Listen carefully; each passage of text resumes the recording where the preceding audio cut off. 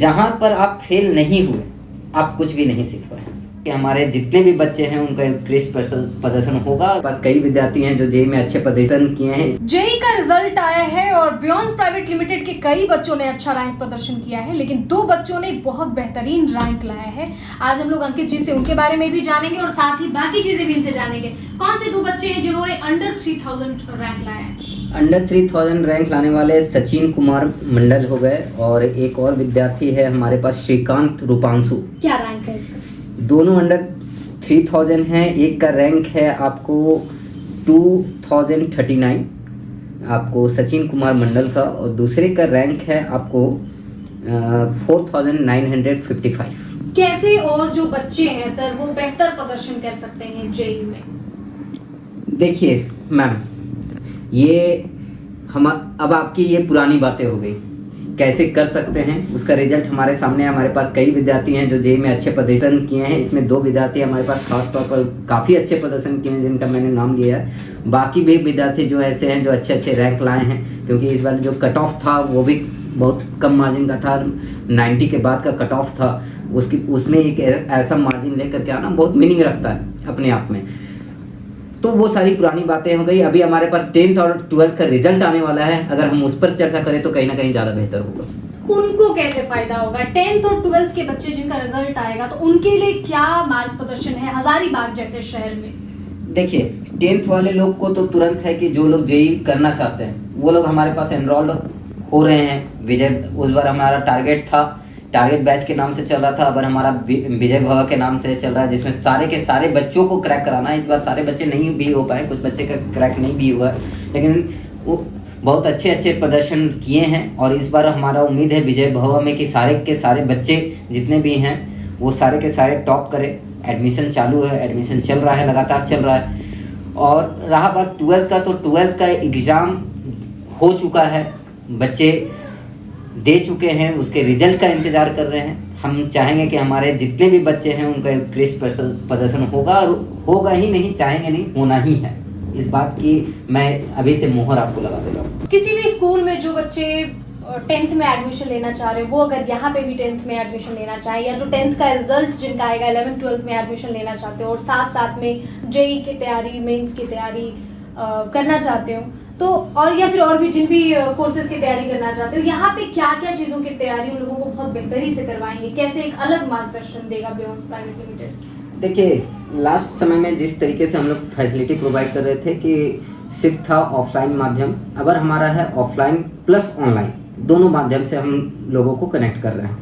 यहाँ पर पढ़ाने का 4 तरीके के बेसिक्स पर हम लोग पढ़ा रहे हैं। इसकी भी जानकारी हमने शायद पिछले में भी दिया था, I am not sure about this. 4 तरीके से हमने इसको पढ़ाने का व्यवस्था किया है। एक तो नॉर्मल, जो हम लोग जाते हैं क्लासरूम में बैठते हैं, टीचर्स आते हैं बताते हैं। दूसरा तरीका था कि किसी भी बच्चे को जो डाउट सेशन है उसको कैसे क्लियर किया जाए। तीसरा हमारा सेक्शन था ऐप के माध्यम से लाइव सेक्शंस को चलाना। और चौथा तरीका था कि मान लीजिए इन सब के बाद में भी कुछ बच्चे डाउट अपना क्लियर नहीं कर पाते हैं या करना नहीं चाहते हैं, या उनको थोड़ा सा झिझक होती है कि कैसे डाउट को क्लियर करें।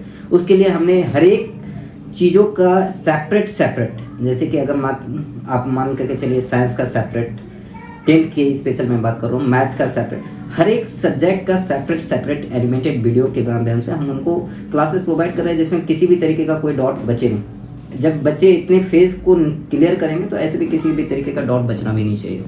मतलब कि हर तरह से सोने को खरा करना है, हर तरह से तपाना है। यानी डाउट्स की अगर आप यहाँ पढ़ाई करते हैं तो आपको किसी भी तरह का डाउट हो रहा है, वो अलग से डाउट क्लासेस आपके क्लियर कराए जाएंगे। बेसिक क्लासेस आपके अलग से होंगे, साथ ही एनिमेटेड वीडियोस जो कहते हैं कि भाई सुनाई साथ साथ में दो और विजुअलाइजेशन हो साथ साथ में, तो अच्छे से बच्चे पढ़ाई कर पाते हैं, वो भी होगा। अच्छा, जैसे रिजल्ट क्या है कि थोड़ा 19-20 होता है लोगों का, थोड़ा कभी कभी किसी बच्चे का रिजल्ट जो है थोड़ा खराब आ जाता है।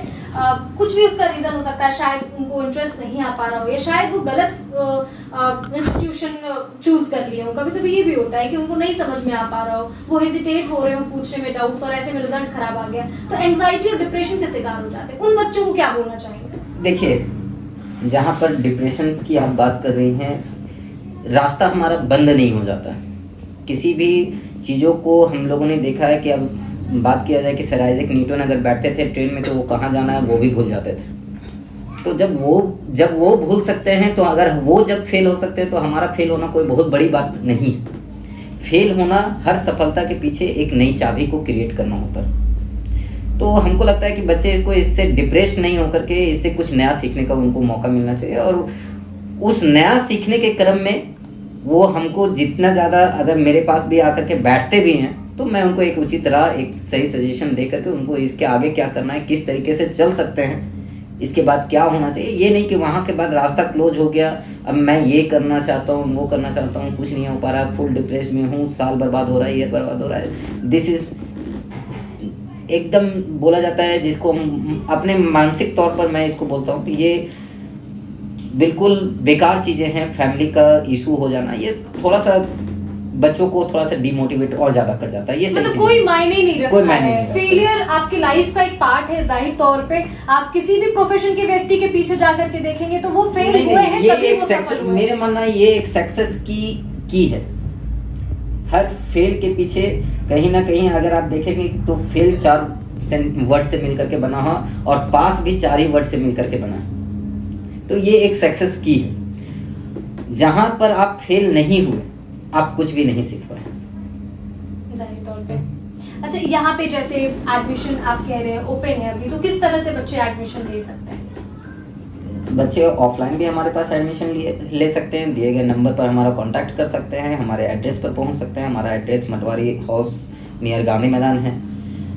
बच्चे ऑनलाइन भी हमारा एडमिशन ले सकते हैं, हमारे वेबसाइट पर जा सकते हैं, वहाँ पर एडमिशन फॉर्म अवेलेबल है, वहाँ से एडमिशन फॉर्म फिलअप कर सकते हैं, एडमिट हो सकते हैं। ये वीडियो बनाने का एक और खास रीजन था, कई लोगों के फोन कॉल्स आ रहे थे और हमें ये प्रश्न करने के लिए आपसे कहा गया कि फैकल्टीज कहाँ के हैं आपके और कितने फैकल्टीज हैं, क्योंकि पिछले वीडियो में भी आपने कहा था कि डाउट क्लासेस अलग क्लियर करेंगे, उनके फैकल्टीज अलग होंगे, एनिमेटेड वीडियोस के माध्यम से आपकी पढ़ाई होगी, उनके लिए अलग फैकल्टीज होंगे, बेसिक्स आपको अलग फैकल्टीज पढ़ाएंगे। तो कहाँ के फैकल्टीज हैं? देखिए, अभी तक मैंने इसको हाइड कर रखा था, लेकिन बार बार ये सवाल आ रहा है, आप ही के माध्यम से आ रहा है कि कहाँ के फैकल्टीज़ हैं। तो मैंने पहले भी एक बात बता चुका हूँ कि जिस फैकल्टीज़ के पास स्किल हैं, चाहे वो उनके पास डिग्री हो अथवा ना हो, अगर उनके पास स्किल है देन वो बियॉन्ड्स के लिए सक्षम हैं।